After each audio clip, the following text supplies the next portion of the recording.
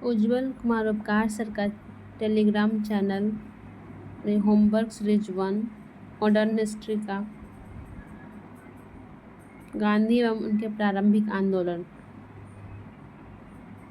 मोहनदास करमचंद गांधी का जन्म 2 अक्टूबर 1869 को गुजरात के प्रबंधक नामक स्थान पर हुआ था। उनकी प्रारंभिक शिक्षा राजकोट में हुई थी। महात्मा गांधी का अल्पायु 13 वर्ष में ही कस्तूरबा गांधी के साथ विवाह हुआ था।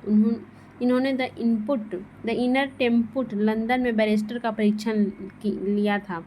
करमचंद गांधी पोरबंदर, बंकानेर एवं राजकोट राज्यों के दीवान थे। ये गांधी जी के पिता थे। करमचंद गांधी पोरबंदर, बंकानेर एवं राजकोट राज्यों के दीवान थे। इनका उपनाम कावा गांधी था। गांधी जी ने दक्षिण अफ्रीका में 1894 ईस्वी में नटाल इंडिया कांग्रेस की स्थापना की और दक्षिण अफ्रीका के लंबे आंदोलन के दौरान कई बार जेल की यात्रा भी की। उन्होंने अपने सहयोगियों की सहायता से उन्होंने टॉलस्टॉय फर्म की स्थापना की और वहीं रहने लगे। दक्षिण अफ्रीका में उन्होंने इंडियन ओपिनियन नामक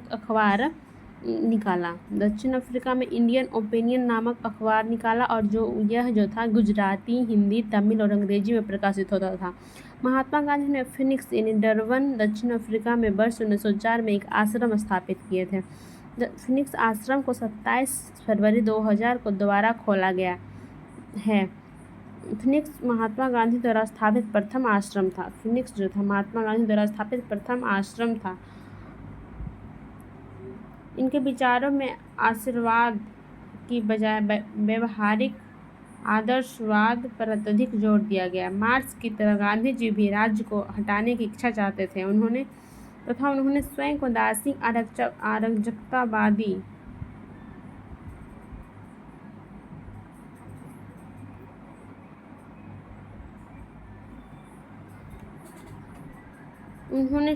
दासी अराजकतावादी यानी फिलोसफिकल एनार्चिस्ट कहे जाने से गुरेज नहीं किया। सत्य तथा अहिंसा गांधी जी के रामराज्य के युगल सिद्धांत हैं। उन्होंने सत्य और अहिंसा को अपने स्वराज स्वप्नों के नवीन समाज का आधार बनाया था। गांधी जी एक सच्चे समाजवादी भी थे। वे व्यक्ति के हित के साथ साथ समाज के हित का ध्यान रखते थे। वे सामाजिक न्याय के उदात्त सिद्धांतों को क्रियात्मक रूप देना चाहते थे। वे अन्याय और अत्याचार के विरोधी थे। गांधी जी ने ल्यू फिशर से कहा, मैं सच्चा समाजवादी हूँ। मेरे समाजवाद का अर्थ है सर्वोदय। गांधी जी के समाजवाद में मार्क्सवाद की भी झलक मिलती है। गांधी जी श्रम को असाधारण महत्व देते थे, श्रम को ज़्यादा महत्व नहीं देते थे। वो इस सिद्धांत को क्रियात्मक रूप देना चाहते थे कि प्रत्येक से उनके सामर्थ्य के अनुसार काम लिया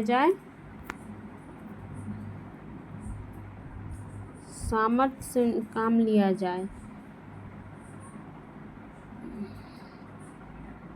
गांधी जी मार्क्सवादी की भांति भावी आदर्श व्यवस्था में राज्य की सत्ता नहीं मानते थे। गांधी जी स्वयं कहते थे कि मैं उसी समस्या को सुलझाने में लगा हूँ जो कि मैं वैज्ञानिक समाजवाद के सामने है। अतः गांधी जी को समाजवादियों में एक व्यक्तिवादी और समाजवादी में एक मार्क्सवादी कहा जाता था। गांधी जी की सत्याग्रह रणनीति में हड़ताल को सबसे अंतिम स्थान प्राप्त था, जबकि उपवास को गांधी जी सबसे अधिक प्रभावकारी अस्त्र मानते थे और उन्होंने अग्निबाण कहा।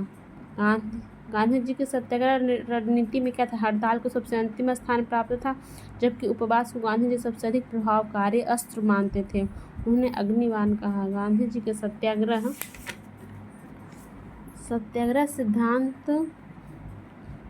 सिद्धांत में सत्याग्रही का उद्देश्य शत्रु को पराजित करना नहीं है, बल्कि उसका हृदय परिवर्तन करके उसे अपने अनुकूल बनाना है। यह कार्य सत्याग्रही अपने ऊपर कष्ट झेलकर करता है। गांधी जी ने परिवार नियोजन हेतु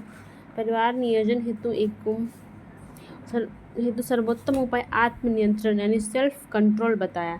गांधी जी 24 वर्ष की उम्र में 1893 में एक गुजराती व्यापारी दादा अब्दुल्ला का मुकदमा लड़ने के लिए दक्षिण अफ्रीका डरबन गए थे।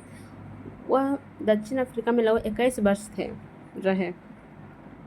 जनवरी 1915 में भारत लौटे। जनता ने बड़े जनता ने बड़ी गर्मजोशी से उनका स्वागत किया। दक्षिण अफ्रीका में उनके संघर्ष और उनकी सफलताओं ने उन्हें भारत में अधिक लोकप्रिय बना दिया। भारत आने पर उनका संपर्क गोपाल कृष्ण गोखले से हुआ, जिन्हें गांधी जी ने अपना राजनीतिक गुरु बनाया। उनके प्रभाव में आकर उन्होंने अपने को भारत की सक्रिय राजनीति से जोड़ा। महात्मा गांधी ने सर्वप्रथम वर्ष 1901 में कांग्रेस के कलकत्ता अधिवेशन में भाग लिया था। इस अधिवेशन में गांधी जी का दक्षिण अफ्रीका पर प्रस्ताव भी पारित हुआ था। इस अधिवेशन की अध्यक्षता दिनसा बाचा ने की थी। ध्यातव्य है कि गांधी जी अपने दक्षिण अफ्रीका प्रवास के बीच में 1901 में भारत आए थे और इसी दौरान उन्होंने बम्बई में अपने विधि कार्यालय की भी स्थापना की। महात्मा गांधी ने वर्ष 1915 में अहमदाबाद के कोचरब आश्रम में सत्याग्रह आश्रम की स्थापना की। यह आश्रम विभिन्न आर्थिक गतिविधियों के संचालन की सुविधा की दृष्टि से 17 जून 1917 को साबरमती नदी के किनारे स्थानांतरित कर दिया गया। महात्मा गांधी राजनीति को सामाजिक उत्थान और जन कल्याण के लिए सक्रिय समझते थे। इसके संबंध में गांधी जी के द्वारा सर्वाधिक महत्वपूर्ण सुझाव राजनीति के क्षेत्र में सत्ता के विकेंद्रीकरण का दिया गया है। विकेंद्रीकरण सत्ता से उसका तात्पर्य था ग्राम पंचायतों को अपने गांव का प्रबंध और प्रशासन करने के लिए सक्रिय करना। गांधी जी ने राजनीति के जो प्रतिमान प्रस्तुत किए उनमें नैतिकता, धर्म और मानवता का समावेश था, लेकिन गांधी जी ने पूर्ण आदर्श राजनीति व्यवस्था के अंतर्गत राज्य अर्थात सत्ता के लिए कोई स्थान नहीं था। वे राज्यविहीन समाज की स्थापना करना चाहते थे। गांधी जी द्वारा दक्षिण अफ्रीका में किए गए संघर्ष को निष्क्रिय प्रतिरोध नाम दिया गया, परंतु बाद में गांधी जी ने सक्रिय प्रतिरोध के स्थान पर सत्याग्रह शब्द चुना। भारतीय स्वतंत्रता को प्राप्त करने के लिए इनका सर्वाधिक प्रयोग किया गया। हालांकि गांधी जी ने सत्याग्रह और निष्क्रिय प्रतिरोध में अंतर किया। निष्क्रिय प्रतिरोध एक राजनीतिक अस्त्र है, जबकि सत्याग्रह एक नैतिक शक्ति है। सत्याग्रह का शाब्दिक अर्थ होता है सत्य को मानकर किसी वस्तु का आग्रह करना अथवा सत्य और अहिंसा से उत्पन्न होने वाला बल। महात्मा गांधी ने भारत के स्वतंत्रता संघर्ष के दौरान वर्ष 1917 में चंपारण, बिहार से सत्याग्रह प्रारंभ किए। यह महात्मा गांधी का भारत में पहला सफल सत्याग्रह था। महात्मा गांधी ने विदेशी वस्त्रों को नष्ट करने को राष्ट्र के आत्मसम्मान से जोड़ते हुए कहा था कि विदेशी वस्त्रों की बर्बादी ही उनके साथ सर्वोत्तम व्यवहार है। ब्रिटिश निर्मित उत्पादों का गांधी का बहिष्कार प्रभावी हुआ, क्योंकि ब्रिटेन भारत को एक बड़ा निर्मित वस्तुओं का बाजार समझता था। गांधी जी विदेशी वस्तुओं के बहिष्कार के कारण देशी वस्तुओं के उत्पादन को बिक्री को काफ़ी प्रोत्साहन मिला। महात्मा गांधी ने अपने दक्षिण अफ्रीका प्रवास के दौरान जॉन रस्किन की पुस्तक अनटू दिस लास्ट पढ़ी थी। गांधी जी ने अपनी आत्मकथा में लिखा है कि इस पुस्तक ने उनके जीवन को परिवर्तित कर दिया। गांधी जी के अनुसार इस पुस्तक का वह संदेश था, व्यक्ति का कल्याण सबके कल्याण में निहित है। इसी के आधार पर गांधी जी ने Sarvodaya, the welfare of all की अवधारणा का प्रतिपादन किया। धर्मनिरपेक्ष लेखकों में गांधी जी विचारधारा को थोरो, रस्किन और टॉलस्टॉय से सबसे अधिक प्रभावित किया। गांधी जी ने थोरो से सविनय अवज्ञा और करबंदी की प्रेरणा पाई। रस्किन से गांधी जी ने शारीरिक परिश्रम का आदर करना सीखा तथा टॉलस्टॉय से प्रसिद्ध वाक्य ईश्वर का राज्य तुम्हारे भीतर है से गांधी जी काफ़ी प्रभावित हुए और उनके अहिंसक असहयोग का आधार बना। गांधी जी ने जाति विहीन अछूतों की दशा में सुधार के लिए कठोर संघर्ष किया। गांधी जी कहते थे कि हरिजन सेवा मेरा जीवन श्वास है, इसीलिए इसके बिना मैं एक क्षण भी जिंदा नहीं रह सकता। 1917 और 1918 के आरंभ में गांधी जी ने तीन संघर्ष किए। चंपारण बिहार में, अहमदाबाद और खेड़ा दोनों गुजरात में हिस्सा था। चंपारण तथा खेड़ा आंदोलन किसान का आंदोलन था, जबकि अहमदाबाद आंदोलन औद्योगिक मजदूरों का आंदोलन था। चंपारण और खेड़ा ये था किसान का आंदोलन, जबकि अहमदाबाद ये औद्योगिक मजदूरों का आंदोलन था। बिहार में हुआ चंपारण सत्याग्रह भारत में गांधी जी का सर्वप्रथम घटना था। 19वीं शताब्दी के आरंभ में गोरे बागान मालिकों ने चंपारण के किसानों से एक अनुबंध के आधार पर यह विनिश्चित करा लिया था कि उन्हें अपनी जमीन के 3/20 भूभाग में नील की खेती करना अनिवार्य है, जिसे तीन-कटिया पद्धति के नाम से जाना जाता था। गोरे बागान मालिक ने किसानों की मजबूरी का फायदा उठाकर उन्हें अनुबंध से मुक्त करने के लिए लगान एवं अन्य गैर कानूनी करों की दर मनमाने ढंग से बढ़ा दी। किसानों के इसी उत्पीड़न के विरोध से गांधी जी ने चंपारण सत्याग्रह प्रारंभ किया था। मामले की जांच के लिए सरकार ने एक कमेटी गठित की, जिसमें गांधी जी को भी सदस्य बनाया गया।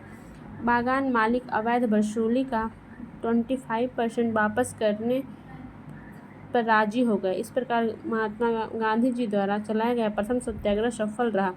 गांधी जी को चंपारण आने तथा कृषकों की समस्या की जांच करने के लिए पंडित राजकुमार शुक्ल ने राजी किया था। चंपारण समस्या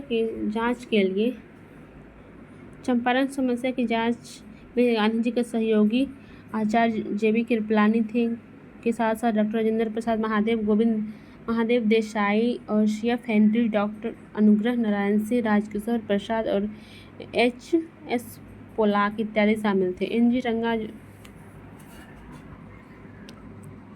NG रंगा ने महात्मा गांधी के चंपारण सत्याग्रह का विरोध किया था। NG रंगा महात्मा गांधी के चंपारण सत्याग्रह का विरोध किए थे,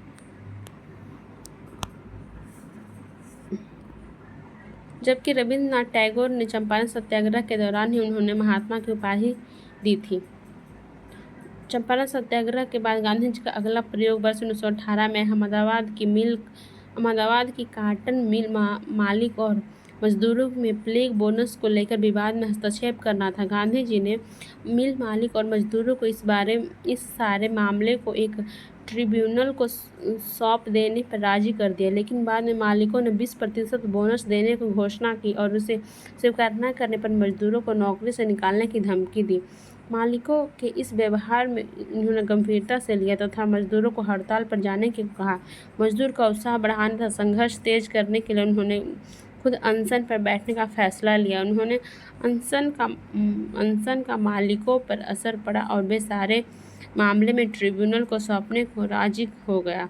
बाद में ट्रिब्यूनल ने 35% बोनस देने का फैसला सुनाया। वर्ष 1918 में गुजरात के खेड़ा में किसानों की फसल नष्ट हो जाने के बाद भी सरकार ने लगान में छूट नहीं दी और भू राजस्व उगाही स्थगित नहीं की थी।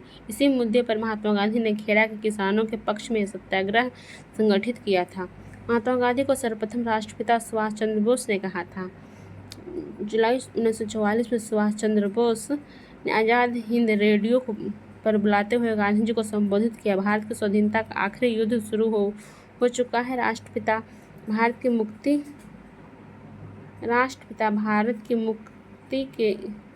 मुक्ति के इस पवित्र युद्ध में हम आपका आशीर्वाद और शुभकामनाएं चाहते हैं। नोआखली काल में प्यारेलाल महात्मा गांधी के सचिव थे। उनकी बहन डॉक्टर सुशीला नैयर गांधी जी के व्यक्तिगत चिकित्सक थी। प्यारेलाल ने गांधी जी के दांडी मार्च में महत्वपूर्ण भूमिका अदा की। जमनालाल बजाज कपड़ा व्यापारी, बैंकर, कांग्रेस सामाजिक कार्यकर्ता और महात्मा गांधी का निकट सहयोगी थे। उनका जन्म जयपुर में हुआ था। उन्हें वर्धा के एक धनवान व्यापारी ने गोद लिया था। वे वर्ष 1915 में गांधी जी के संपर्क में आए तथा जीवन भर उनके अनुयायी रहे। 30 वर्ष की अवस्था में भारतीय राष्ट्रीय कांग्रेस में भाग लिया। भारत के प्रति ब्रिटिश सरकार की नीति के विरोध में उन्होंने राय बहादुर की उपाधि त्याग दी। ये कांग्रेस के कोषाध्यक्ष रहे तथा गांधी सेवा संघ के संस्थापक थे। वे वर्ष 1923 में झंडा सत्याग्रह में भाग लेने के लिए पुनः 1930 में सविनय अवज्ञा आंदोलन के साथ जेल गए। चार्ल्स एंड्रयूज, 3 बंधु Andrews Saint Stephen's college Delhi में के अध्यापक थे। भारतीयों से इसका गहरा लगाव था और वे हर तरह से भारतीय बनना चाहते थे। रविंद्रनाथ टैगोर, गोपाल कृष्ण गोखले तथा महात्मा गांधी में घनिष्ठ संबंध था। वे दक्षिण अफ्रीका के फिनिक्स फॉर्म में गांधी जी के साथ रहे थे।